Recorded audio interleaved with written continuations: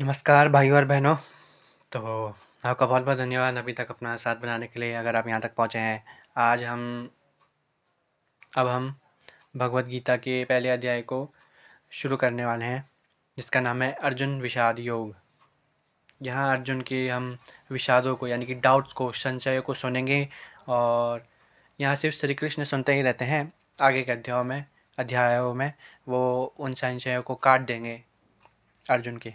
तो अब हम शुरू करते हैं श्रीमद् भगवद गीता के पहले अध्याय को। ओम श्री परमात्मने नमः। श्रीमद् भगवद गीता पहला अध्याय।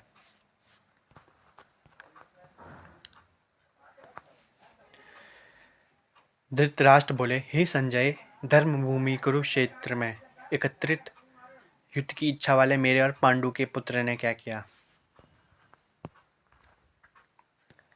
संजय बोले, उस समय राजा दुर्योधन ने व्यूह रचना युक्त पांडवों की सेना को देखकर और द्रोणाचार्य के पास जाकर यह वचन कहा।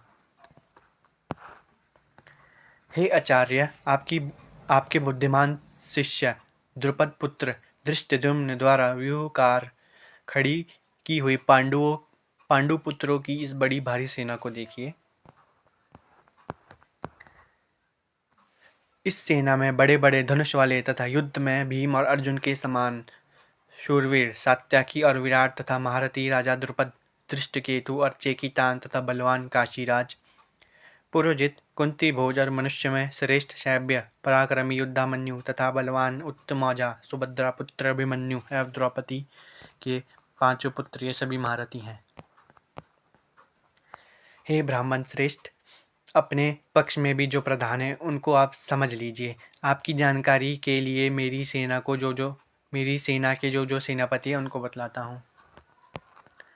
आप द्रोणाचार्य और पितामह भीष्म तथा कर्ण और संग्राम विजय कृपाचार्य तथा वैसे ही अश्वत्थामा, विकर्ण और सोमदत्त का पुत्र भूरिश्रवा,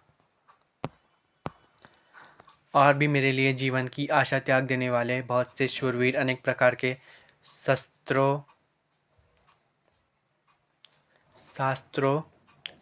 से सुसज्जित और सबके सब युद्ध में चतुर हैं।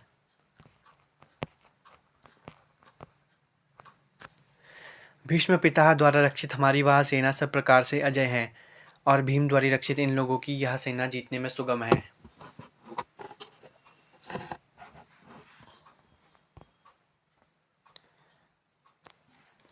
इसलिए सब मोर्चों पर अपनी अपनी जगह स्थित रहते हुए आप लोग सभी निस्संदेह भीष्म पितामह की ही सब ओर से रक्षा करें। कौरवों में वृद्ध बड़े प्रतापी पितामह भीष्म ने उस दुर्योधन के हृदय में हर्ष उत्पन्न करते हुए उच्च स्वर से सिंह की दहाड़ के समान गरजकर शंख बजाया।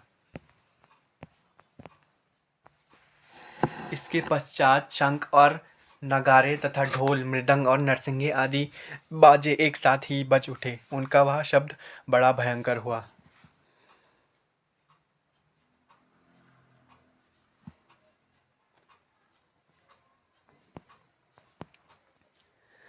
इसके अनंतर सफेद घोड़े से युक्त उत्तम रथ में बैठे हुए श्री कृष्ण महाराज और अर्जुन ने भी अलौकिक शंख बजाए।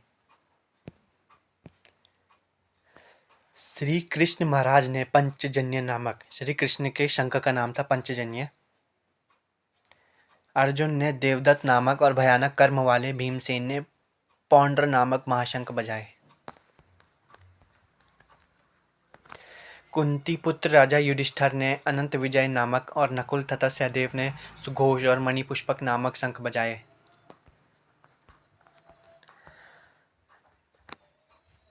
श्रेष्ठ धनुष वाले काशीराज और महारथी शिखंडी एवं धृष्टद्युम्न तथा राजा विराट और अजय सात्यकी, राजा द्रुपद एवं द्रौपदी के पांचों पुत्र और बड़ी भुजा वाले सुभद्रा पुत्र अभिमन्यु, इन सभी ने हे राजन सब ओर से अलग अलग शंख बजाए।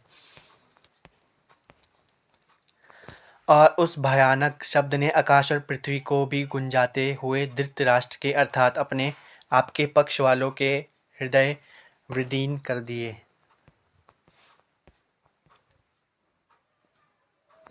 हे राजन, इसके बाद कपिध्वज अर्जुन ने मोर्चा बांधकर डटे हुए धृतराष्ट्र संबंधियों को देखकर उस शस्त्र चलाने की तैयारी के समय धनुष उठाकर ऋषिकेश श्री कृष्ण महाराज से यह वचन कहा।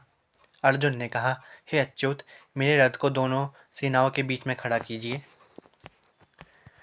और जब तक कि मैं युद्ध क्षेत्र में डटे हुए युद्ध के अभिलाषी इन विपक्षी योद्धाओं को भली प्रकार देख लूं कि इस युद्ध रूप व्यापार में मुझे किन किन के साथ युद्ध करना योग्य है, तब तक उसे खड़ा रखिए। तो यहाँ अर्जुन एनालिसिस करना चाहते हैं बैटलफील्ड का, और वो श्री कृष्ण को आज्ञा दे रहे हैं कि आप रथ को दोनों सेनाओं के मध्य में खड़ा करें, बिल्कुल मध्य में। दुर्बुद्धि दुर्योधन का युद्ध में हित चाहने वाले जो ये राजा लोग इस सेना में आए हैं, इन युद्ध करने वालों को मैं देखूंगा। संजय बोले, हे धृतराष्ट्र, अर्जुन द्वारा इस प्रकार कहे हुए महाराज श्री कृष्ण चंद्र ने दोनों सेनाओं के बीच में भीष्म और द्रोणाचार्य के सामने तथा संपूर्ण राजाओं के सामने उत्तम रथ को खड़ा करके इस प्रकार कहा कि हे पार्थ, युद्ध के लिए जुटे हुए इन कौरवों को देख। इसके बाद पृथा पुत्र अर्जुन ने उन दोनों ही सेनाओं में स्थित ताऊ, चाचों को, दादाओं, परदादाओं को, गुरुओं को, मामाओं को, भाइयों को, पुत्रों को, पौत्रों को तथा मित्रों को, ससुरों को, सुहृदों को भी देखा।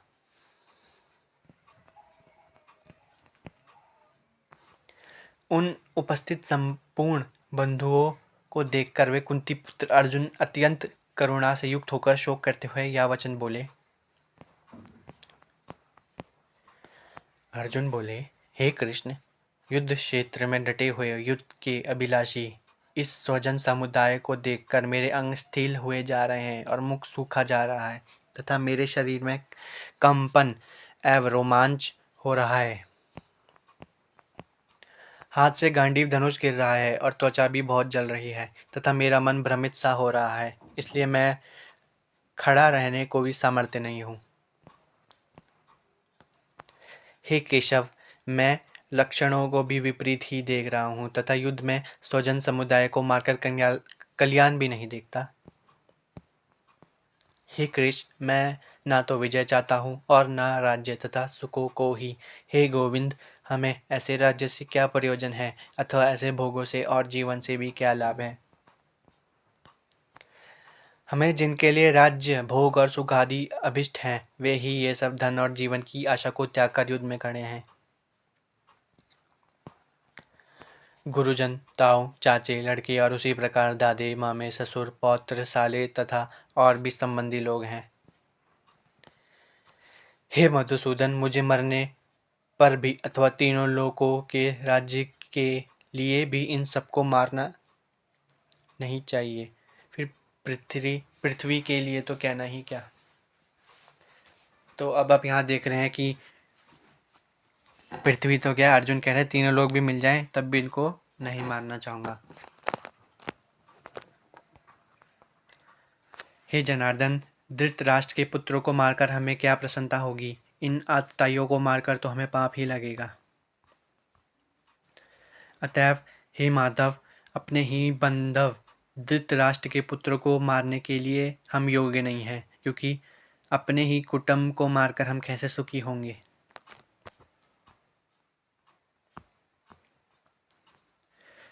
यद्यपि लोक से भ्रष्टचित हुए ये लोग कुल के नाश से उत्पन्न दोषों को और मित्रों से विरोध करने में पाप को नहीं देखते, तो भी हे जनार्दन, कुल के नाश से उत्पन्न दोष को जानने वाले हम लोगों को इस पाप से हटने के लिए क्यों नहीं विचार करना चाहिए।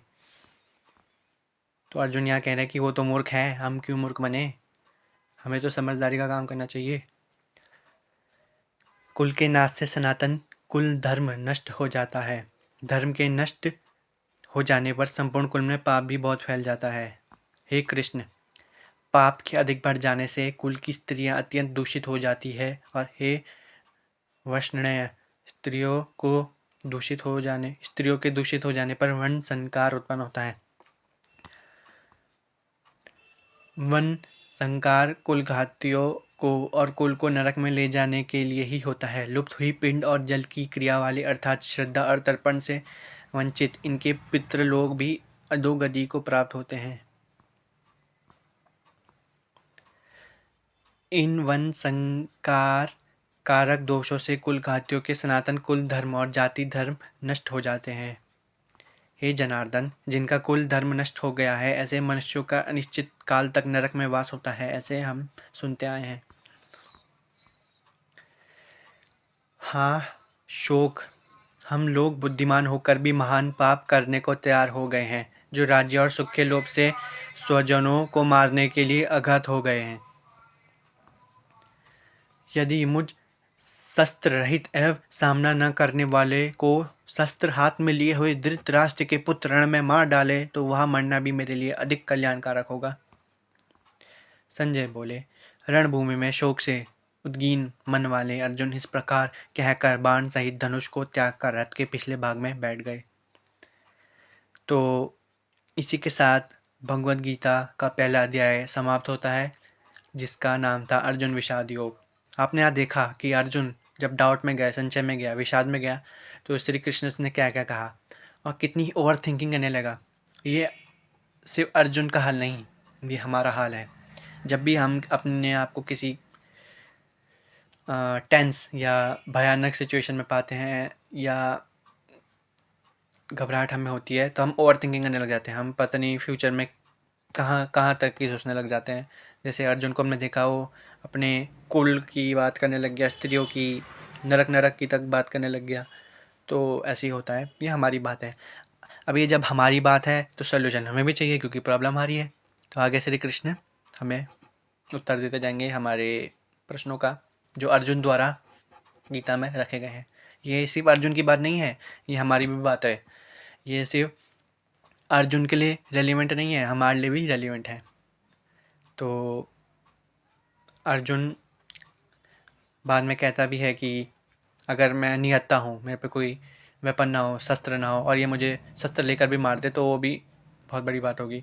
सुनने में तो बहुत अच्छी बात लग रही है कि तीनों लोग क्या नहीं चाहिए मुझे, पृथ्वी की तो बात ही क्या, और हम तो समझदार हैं, मूर्ख हैं, ये लड़ रहे हैं, हम तो नहीं लड़ सकते ना, हम तो समझदार हैं, और ये मुझे शस्त्र लेकर भी मार दे चाहे मैं निहत्था हूँ, तो बड़ी अच्छी बात होगी। सुनने में तो अच्छी बात लग रही है, वाह, एथिक्स, मॉरल्स। लेकिन ये भटक रहा है। हम भी ऐसे ही सोचते हैं जब प्रॉब्लम में होते हैं या टेंस हो जाते हैं हम बहुत। तो आगे देखते हैं कि सही है कि गलत है, और उत्तर के हमारे प्रश्नों का जो अर्जुन द्वारा रखे गए हैं इस गीता शास्त्र में। तब तक आपका बहुत बहुत धन्यवाद बने रहने के लिए, और आपका बहुत बहुत धन्यवाद साथ देने के लिए।